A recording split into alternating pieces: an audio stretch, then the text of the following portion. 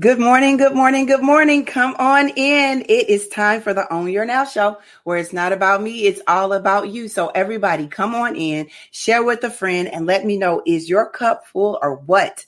What is in your cup, everybody? Good morning. My cup is full of love, and I'm so excited about it because we have an awesome guest today. We're going to talk about Relationship Wednesday. We have the owner and the founder of Divine Events, and we're going to talk about sex, love, communication, and all of this. So everybody come on in, tell a friend, and get ready for the Own Your Now show. As I get ready to center myself with what? This is called Love by Joss Stone.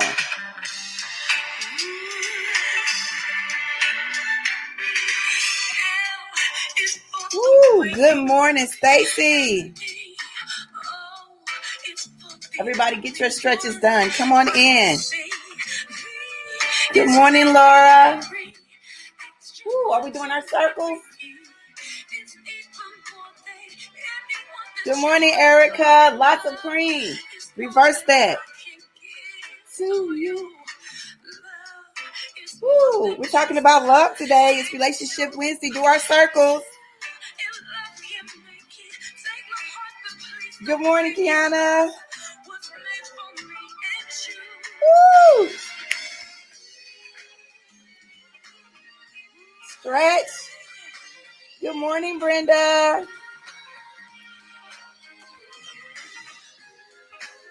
Are we stretching? I see you, Tanya. What's in your cups? Hey, Terry. Woo. Hey, Own Your Now family. Okay, hold our arms out. Cross them over. Bring them in. Center yourself. Woo. It is Relationship Wednesday. It is July 1st. And we got things to talk about. We made it. Some people call it what? Hump Day? I don't know. But what I do know, it is Relationship Wednesday. It's the Own Your Now show. And we are so excited. I'm just glad that everybody's coming in this morning. We are up early. Good morning, Alicia. Naylene, good morning. What is in your cup? Is your cup full of love? Because if it is not, I think that we'll be able to help you today because we have an amazing, amazing guest. Let me tell you guys a little something about her. I know her personally, but I want to tell you about her professionally. Her name is Aaren, and Aaren is the founder. She's the CEO of Divine Events, full service event planning, design, coordination company in St. Louis, Missouri. When I tell you she's done it all from A to Z, she focuses on so many different events, but I don't want to tell you about her. I want her to tell you about her. So I'm going to add her in, and everybody welcome in Aaren. Good morning. Good morning. How are you? I'm wonderful. How are you? I'm so good. Everybody's saying good morning to you. They're so excited about you being here. You know, this is Relationship Wednesday. Every day we have a different topic that we focus on, but today we're focusing on relationships. And because you are in the center of this, whenever someone says I do, I thought who would be the perfect person to come on today. So welcome, Aaren. Tell us what is in your cup. Let's see. Woo. So you see my cup, it says blessed. Yes. That's all I can do. That's all I say. Hey, I'm blessed. I'm blessed. Today is a good day to be blessed. Every day is a good day to be blessed when you wake up and you can see that we are still here. Everybody's talking about how you're the bomb.com because you are. And I just want to say, when I first met you, it was years and years and years ago. I actually went to a birthday party, and it was like the Candyland birthday party that you did. And it was the bomb. I had never seen anything like it in my life. And so when a special event happens in your life, you think of who can you call. And when my daughter got married, I'm almost going to get teary-eyed. We called you. And when I tell you, it was the best wedding ever. Yay. So, oh my gosh, tell everybody, how long have you been doing this? Divine Events is totally divine. Yes, 13 years. Been doing Divine Events for 13 years. And can you believe it? I can't. 13 years is a long time to be. It is. I started off as a hobby. You know, my husband told me to go get paid if I'm going to be gone every weekend. And so I turned it into a business and we just kept going from there. And so with Divine Events, I know a lot of people assume that you just do weddings, but you don't just do anything. Tell everybody everything that you do. Yes. So we do, of course, we do weddings, but we do corporate events which are like kickoff events for like the beginning of the year. So we do kickoff events. We do nonprofit fundraising galas.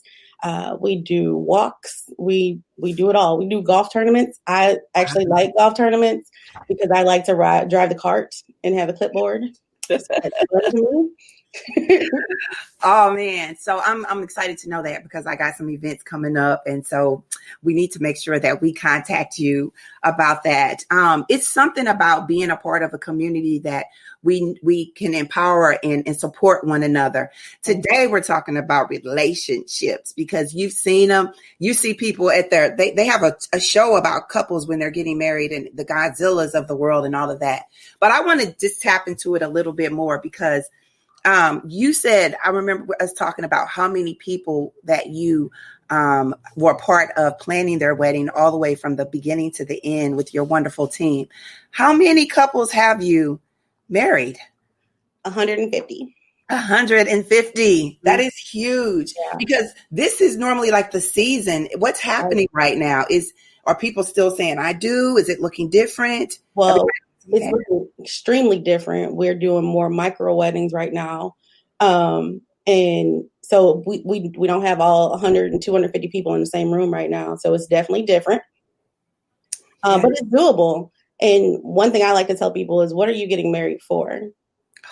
What are you getting married for? That's like, why? Because some people might want to bring somebody into the country. Some people just want to have a baby with nice hair. But at the end of the day, it's about building a relationship and a bond that should have started way before the planning. You know, one of the things that we talked about during this pandemic is that we have heard, and I don't know if it's true, you guys can let us know in the comment section, but that there's going to be a lot of babies being born, as well as on the flip side, there will be a lot of divorces. And what do you think is the reason why a lot of people are saying, I don't know if I like you or like, or even love you anymore? So this is my theory. We are by nature selfish. Okay. Right? And so we have to be humble in every type of relationship. Yes. You know, I was thinking about it and I said, you know, friendships, we have to be humble in our friendships and we have to give grace to our friends, our girlfriends, our guy friends, you know. So we have to be humble in that as well. Work relationships, we have, you know, people leave jobs. We have to be humble in that as well. You can't be selfish at work. But most importantly, in those marriages, you have to be humble. It's interesting that you say this because one of the things that I've realized, because I'm a therapist and I only do therapy with women and girls, and I only do individual therapy. So I don't do couples therapy. And a lot of times people say, you know, why don't you do couples therapy? But my philosophy may be a little different, but help me out. Okay.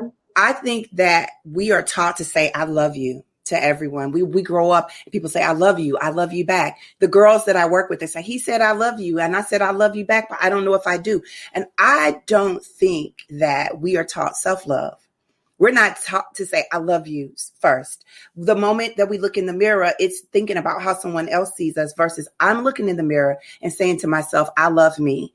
And when we do that, oftentimes people are like, you're just being selfish. But that's part of self-love and you can't become one when you both are individuals. You're one in a relationship. Well, what do you think about that? Okay. So I like what you're saying. I do. I like that. But you have to, it's not all about you though. Yes. You get into a relationship. So yes, you can love yourself because you have to, and your partner has to love themselves. But when you all are together, the fact that you love yourself cannot be more than the relationship. More than a relationship. That's true. That's true.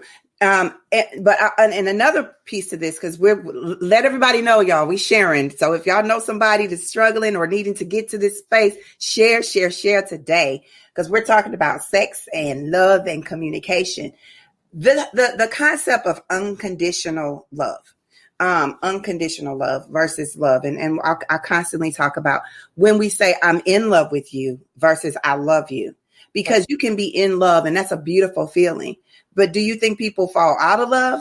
And if they do, what is that about? Because this, you're married, I'm married, there are people that are married that are thinking about getting married, people that are fiancés now, they say, put a ring on it. That I love you, but I'm not in love with you anymore. That's a give and take, do you know what kind of flowers I like, that kind of stuff. So one thing about marriage, you have to keep working on it. Okay. So I will say this, I have been married for 14 years and everything has not been rosy. My husband and I started doing marriage ministries at our church because it came out of a situation. So I will say that you have situations to help you grow. Yes. And when you get married, areas in which you did not develop well before you got married will be tested. Yes. So when you think everything's all rosy, situations come in there and you're like, I didn't see this coming. So, you talked about that you married, well, you have been a part of 150 weddings. Out of those, have you tracked how many people are still together? Yeah, so 4 of them have divorced. Wow, just 4?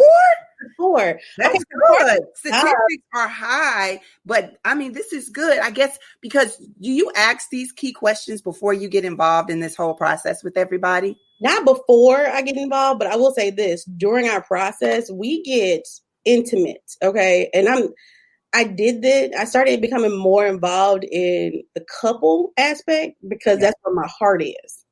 My heart is that you're going to stay together. So I would rather your planning process take longer. Yes. Then so you do it quickly and then you don't really know anything. Or you have this $1 million wedding that your parents or somebody paid for and you just don't really know who you are as a person. And I think that's the piece when I talk about the self part. I think that we all, it's a give and take. 24 years of marriage for myself has definitely been a give and take. And then you have children and things shift and then the children leave and things shift. And so you got to realize who comes first. God is the first in your life, your husband or your wife, your partner, whatever that looks like. And then everyone else, because we get mixed up with that. Let's go deep into the tea. Let's talk about the 3s. You talked about sex, love, money, and communication. Right. Which one you want to tap into first? I'm sipping, girl. We're going to talk about communication first because you don't have good sex and good finances without the good communication. Let's talk about this. Tell me what it is that we need. What are those love languages? Yes, and that's exactly. Everybody needs to take that 5 love languages quiz so you know more about yourself and that your partner will be able to love you the way you need to be loved. And vice versa. He or she needs to take that test so you can show him or her how to love, how, to get this matched up perfectly because things happen. And so actually, I will say this, take the test multiple times. Because when I was younger, there were, one of my love languages was, it may have been like quality time. But when I got older, I wanted you to do works. So, service, acts of service. So it's like, oh, goodness. It's interesting that you say this, and we have some questions. I definitely want to get those up on the screen. That when you talk about the love languages, so my husband's love language is acts of service, and he does very well with that. So if I say, I do not like pumping gas at all.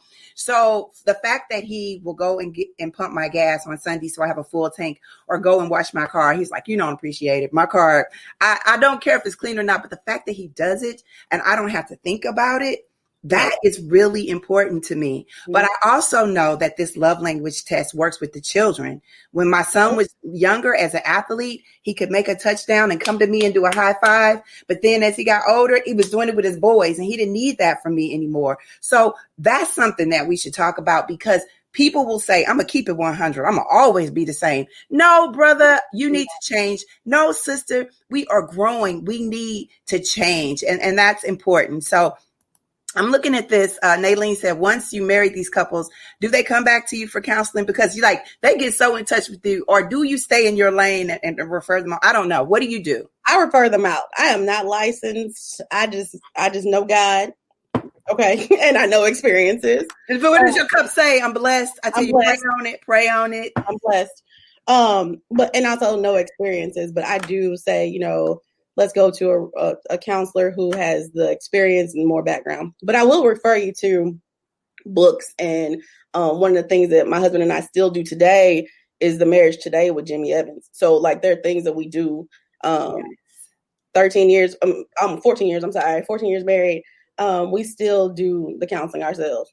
I like that you said you guys started a ministry to focus on this, because people need to see that you walk that walk, and that it's not an easy walk. Robert says that he wished that we could explain that to Jade and Will's open marriage. They can love anyone. I wish you could explain that to Jade and Will's open marriage. They can love anyone they want. And I've been watching their show. I don't know if they actually are in an open marriage, but I know that a lot of times they're not even calling it, Robert, I don't even think they're calling it a marriage anymore.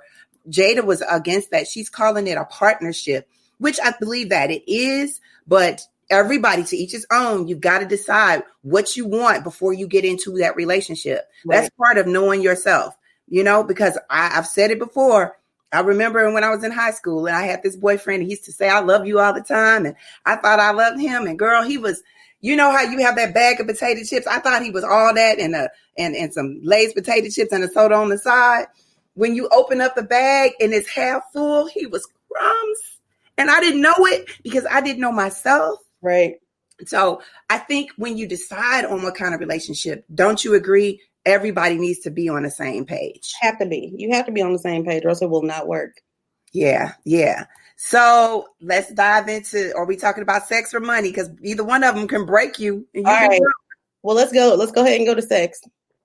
I mean, it is what it is. I have couples telling me, one of them got married this past May and was like, so does sex change after you get married? I was like, it can. This is the thing. You got to, like you said, you make time to date. Everything that you do, you have to be spontaneous. Right. As well as you have to understand that shifts happen. You have children, you have jobs, you have all kind of things that you're doing. So intimacy, I feel intimacy is important. And I think people get intimacy and sex mixed up, because We're not talking about sex. I mean, we can have sex, but I want to make love. I want this to be a loving relationship that involves intimacy. So, but what do you think? What did you tell her? I told her that things, they do change after you get married. You're more in tune to each other. And so the physical act of sex does change. And that comes with the intimacy in which we were referring to earlier. Yes. Stacy says intimacy starts in the mind. And I think that's crucial, because many times people say, I don't want to get married because it's going to change things, or you just get more relaxed. You weren't walking around with hair nets and bonnets, and we gain weight, which we going to gain, we going to lose. But that's why you've got to realize the key, like you said in the beginning, why did you get married in the first place? Mm-hmm. Of course, I'm attracted to you, but are you attracted to my heart, to my spirit? And it's not just about the physical, So, Robert says, are finances the number one reason for divorce? Ching, ching, ching. Well, yes, it is. But also it's the communication of finances, or the lack thereof. Y'all hear that? Repeat that. I should have had tea in my cup, because this is some tea. Yes, it's the communication of finances, or the lack thereof. So finances, one of the things we do Financial Peace University. I'm trying to be debt free soon. And you ain't by yourself. Well, you know what? But that's been out for a long time, and I never really tapped into it. I'm like, I got this. My mom's a financial advisor. I can, Yeah, no, but my mom does not handle my finances or make my decisions. And so it's all about decision. Just a quick plug. I do work with your mom. Like, she's my financial advisor. I got some coins over there with your mama. Quit playing. I think that you're on target. Communication about the finances. You can't just go out and buy a car and don't let me know, or a boat or another piece of property. Right. Do you guys tell me about the financial piece? Because we're talking about financial piece, but financial piece in the home, people do we keep our separate accounts? They talk about this when you get married, that a woman should have, and I got a lot of women on my page. I would love to see what you all say. Do you have that separate account? Do you keep things separate? Do you tell people to pull it together? Do you guys talk about that while they're deciding on how much they should pay for a wedding? Yes, we talk about it. First of all, I tell people to get a separate wedding account, right? Just for the money for the wedding so they can pay for it. That's very important. But secondly, I've always said, let's put our money together. We're better together versus being separate. That's just been my philosophy with my husband and I. So, and I like more money. I like to see all the dollars, right? I like to see all the dollars. I like to see all the dollars together. Yes. And then we also have a savings account together. So, I like to see us growing. That's just me personally. I do too. Because I don't want anybody to feel like they're taking care of all the bills or they're doing this on their own. It's a joint thing here. You got married. Let's keep it all together. Yeah. So Alicia, she said, I'm not married, but I've always been told to have my own account. So I'm going to tell you this. I think that the wedding account, a separate wedding account is important when you guys are planning a wedding. And once again, I always have to say that I always have to say that these opinions are just our opinions. Everybody has their own opinions of how things should go. When you having those conversations with your grandmother, let's go all the way back. My grandmama was always like, you need to have your own little coins over to the side. And but I think it's about, again, communication. My husband knows I have an account. Okay. He has an account, and then we bring our funds together, and that's what we work from. Because when we go out to date, I'm not pulling money out of our account for him to date me. I'm going to need him to pull out money from his account like he's dating me. So from his account to bring me flowers and those kind of things. And I pull out from mine to take care of some of my personal needs or things for the kids. But I do realize that there's value in making sure that all of that money is aligned and all those bills are paid together. But I guess I'm from the old school. My grandmama said that I needed to keep it. So I'm trying to keep them coins on the side. So from a financial background, every couple needs at least 3 different accounts, a joint and a separate. That's what Nick says. All right now, Nick, come on, bring it. All right, Nick. Well, I mean, let's keep it real. Yes, you need those accounts, but it's better if you have some financial accounts, meaning assets. Yeah, assets. So all those little accounts, that's great, but are you putting money into your 401k? Are you putting money over into an IRA? So that's where the real money come in. These little accounts that you're spending money that's spending money. Right. You're talking right. I like that. So Nick said from a financial background, which speaks to how important it is to have a financial person that helps you guys to pull those things together. We're talking about retirement now. You can go through that little form and see how much you're going to have every month. Do you have your finances in order? So that's critical. What is the average age now that people are getting married? I'm wondering because things are shifting. Families are coming together. We're seeing what this looks like when people are buying their first homes and things like that. What is the average age that you see people coming to say, I want to get married? And who's paying for the wedding? Or the parents paying for it? Or who's paying for it? Okay, so my average age wedding, I would say about around 30-ish. 30. Really? Yeah. They're getting a little, they're getting up there.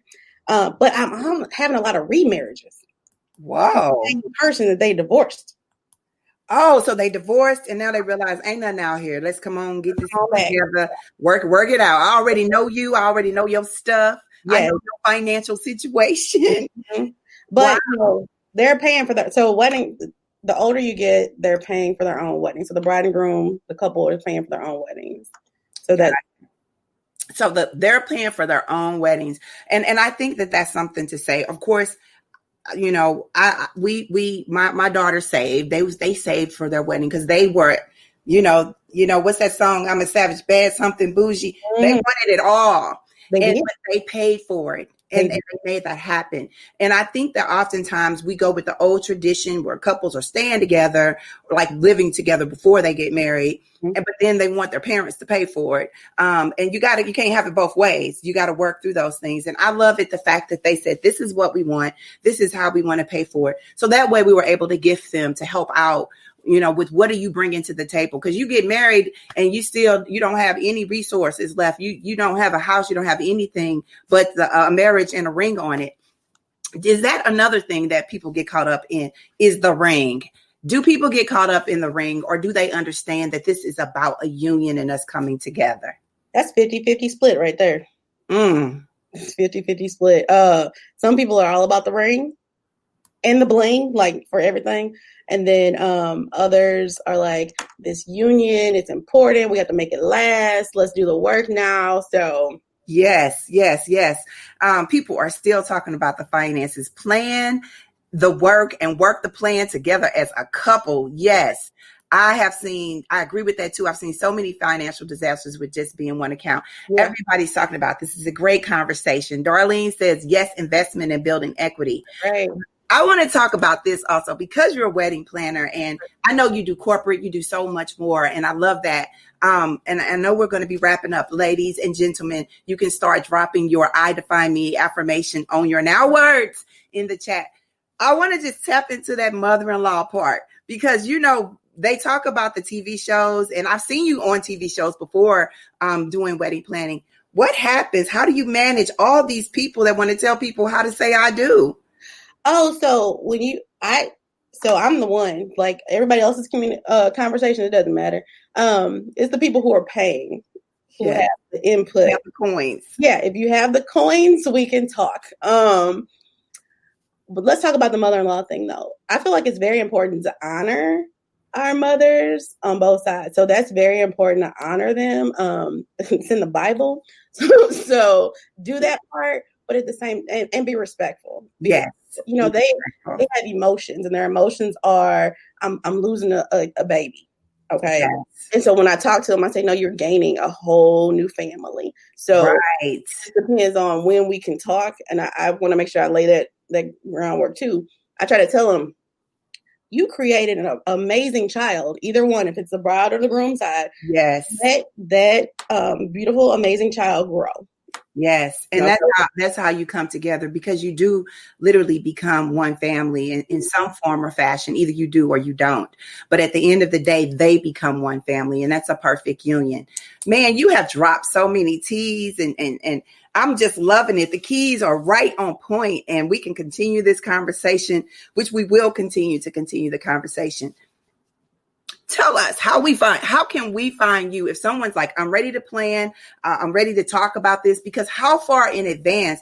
I remember us trying to find an event that spoke to everyone, and people were like, well, this is too far. This is too close. Oh my gosh.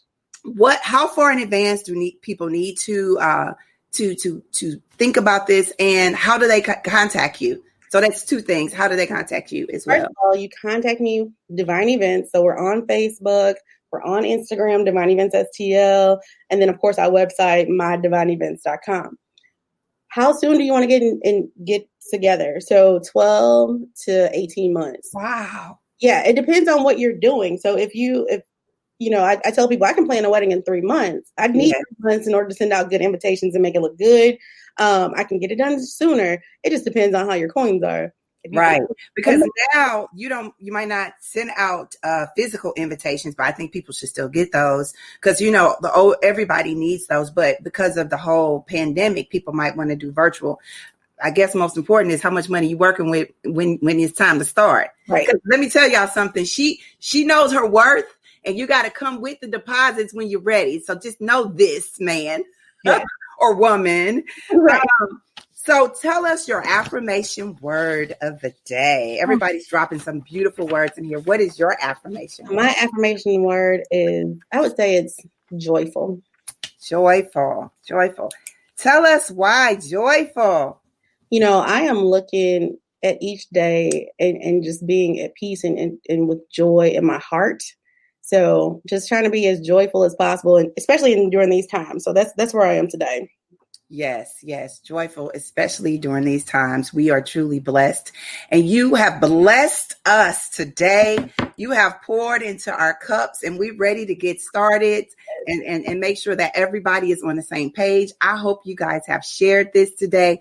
I thank you so much for saying yes to me and to the Own Your Now show and everyone else who's constantly chatting in saying, yes, this has been a great conversation, because it truly has. So thank you so much. Keep owning your now, and we're going to see you again at somebody's wedding, I'm sure. Okay. That's what divine events are all about, man. Listen, did she not pour into our cup today? This has been a great experience. I guess you guys see my cup was full of love, so I was ready for it. So hopefully you guys got something from it. You continue to share. Tomorrow, our show, we will talk about Tell Me Something Good. We have Tina Grimes. We have Stacey Lyles. We're going to talk about what it means to leadership and bringing together our community and what our schools are looking like and so many different things. But remember to share, because this is what the Own Your Now show is all about, us having a platform to talk about different things that are happening in the communities and in our homes, and how important it is for us to stay together during this pandemic. So as we wrap up, I'm going to sip from my cup, and I'm looking at these words, so we got to kick them out. So we're going to start off with letting you guys know that this is what this show is all about, us being together and seeing each other, having a joyful time, and understanding that love is the key. But also remember to be faithful to yourself and to each other, and know that you have to have wisdom in a relationship, because when you have wisdom in a relationship, we can all grow. And we should know that we should call our mother-in-laws mom. Yes, affirm them, because when we affirm them, then we all can push forward together. Understand it is a commitment to yourself and a commitment to your relationship.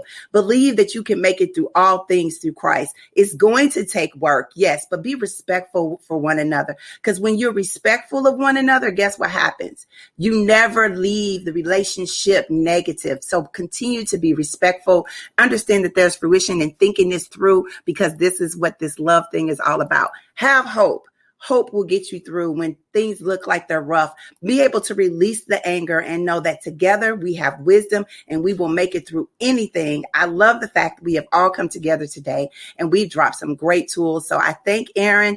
I guess you guys know that we're at the end of the show for today, but guess what? You keep sipping. Remember to own your now. If you're sheltering in place, stay there. And if you go out, be safe. Until next time, keep sipping. Peace.